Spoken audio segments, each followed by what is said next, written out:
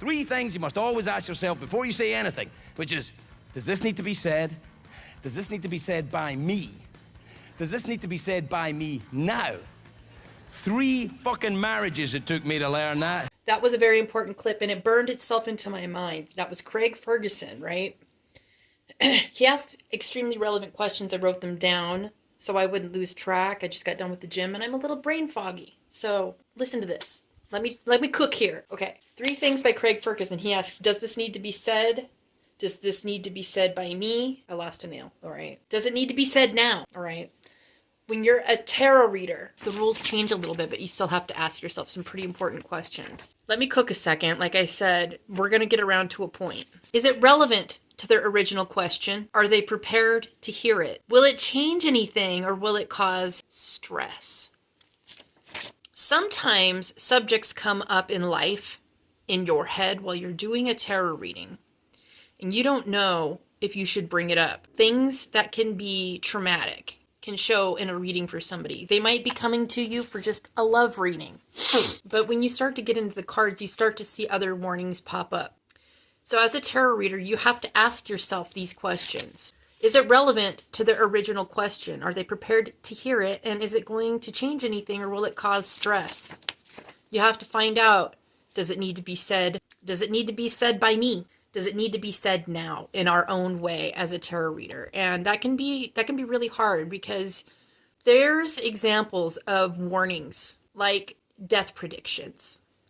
You can talk to your spirit, your guides, and say, I don't want to have anything to do with death predictions. I want nothing to do with it. This is where my boundary lies. It makes me uncomfortable. I'm not a medium. I don't want to be talking to the dead. I don't want to have the responsibility of talking about when somebody's life might expire, or a great deal of illness might come, or certain endings on that level. You don't want to deal with that sometimes. Some people love that shit. I'm one of those people that doesn't want to deal with death on any level. I have done mediumship.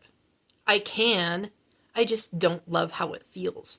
So there's a couple things discretion-wise as a reader you need to be responsible for. You need to be responsible for what you are capable of holding energy-wise. You need to uphold your ethics in every way, and that includes refraining from saying everything you see sometimes, because the saying of what you see is not helpful to their reality in the moment, and that's your responsibility to figure it out. Sometimes your ego will tell you, and you have to be very careful not to listen to your ego when you're being a tarot reader, because you're a vessel of the message. Your ego can tell you, oh, they need to hear everything I'm seeing so that they know I'm good at this. Or, even on the era of being too afraid to say something occasionally when it would be the right thing for them to hear. You're going to have discretion and work on your discipline of knowing your inner voice versus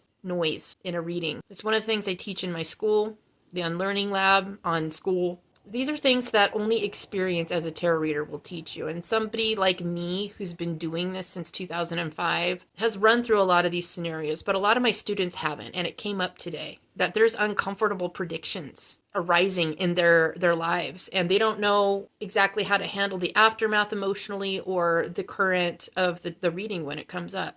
This is how. Reference back to the Craig Ferguson questions. Only make it tarot. Is it relevant to their original question? Are they prepared to hear it? Will it change anything, or will it cause stress? Sometimes the warning isn't about letting them know what's possible. It's about you seeing patterns so you can understand how best their relationship to their walk is, their life trajectory, as it were. There's a lot of times when it's kind of like the Star Trek, what's it called? Directive, the Prime Directive. The Star Trek Prime Directive is, don't interfere in a society that is light years behind yours, even though you feel like you could. Don't infiltrate, don't change the trajectory of their development. Your responsibility as a tarot reader is to not change the trajectory of their development. It's to help them in the relevant question that they're working with. And If they want to hear the more, you can offer, hey, this is popping up. I have more of a message, but you may or may not like to hear it. You can give them a choice if you feel like it's relevant, but you really have to use your 3 questions as a tarot reader.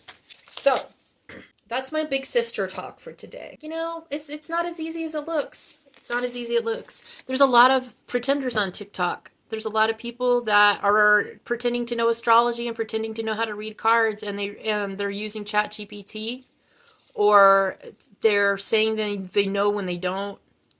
You have to use your discretion then too. So as a tarot receiver, as a questioner or a client, as it were, you must know the difference between the ethics of your reader. So pay attention to, are they asking themselves these for 3 questions, or are they just blurting things out and trying to show you that they're badass?